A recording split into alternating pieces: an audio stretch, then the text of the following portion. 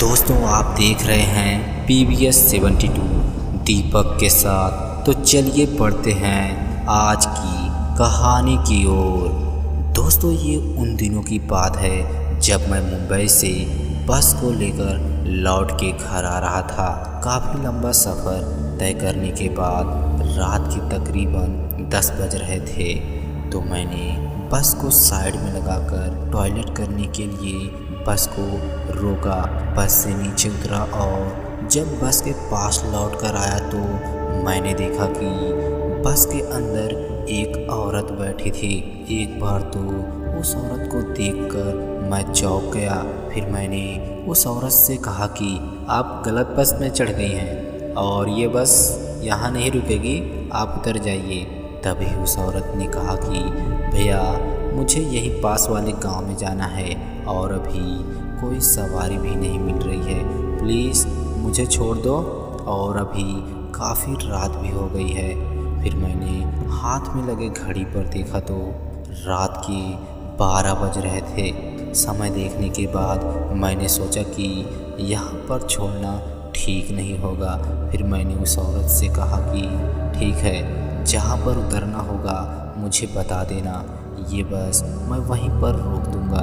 इतना बोलने के बाद मैं बस को लेकर आगे की ओर जाने लगा। अब 20 से 25 मिनट बीत गए थे और बस भी काफ़ी रफ्तार से चल रही थी, पर उस औरत ने अभी तक कुछ भी नहीं कहा कि फिर मुझे लगा कि शायद वो औरत सो गई है। फिर मैंने उस औरत को आवाज़ देते हुए कहा कहाँ पे उतरना है और अभी हम काफ़ी दूर आ चुके हैं, पर उस औरत ने कोई जवाब नहीं दिया। फिर मैंने सोचा कि सच में यह औरत सो तो नहीं गई। फिर मैं पीछे मुड़कर देखा तो वह औरत वहाँ पर नहीं थी। अब मेरे मन में अजीब अजीब से ख्याल आ रहे थे, जिस वजह से मेरे हाथ पैर कांपने लगे।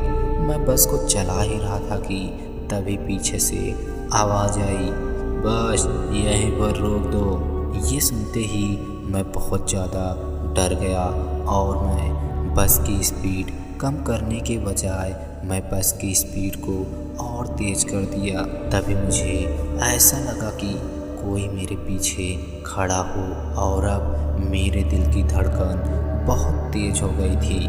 मैं डरते हुए पीछे की ओर देखा तो पीछे कोई नहीं था। फिर मैंने आगे की ओर बस को लेकर जाने लगा। फिर से मुझे ऐसा लगा कि कोई मेरे पीछे है। जैसे ही मैं पीछे की ओर देखने ही वाला था कि किसी ने मेरे कंधे पर हाथ रखा, तो मैं डर की वजह से कांपने लगा और मैं पीछे पलटकर देखा तो वह औरत एक भयानक चुड़ैल के रूप में बदल गई थी, जिसे देखकर मेरे हाथ पैर ज़ोर ज़ोर से कांपने लगे थे और बस एक दीवार से जाकर टकरा गई। जब मुझे होश आया तो मैं हॉस्पिटल में था। मुझे पता चला कि वह दीवार मंदिर परिषद की थी, इस वजह से मेरी जान बच गई। तो दोस्तों आज की कहानी में इतना ही।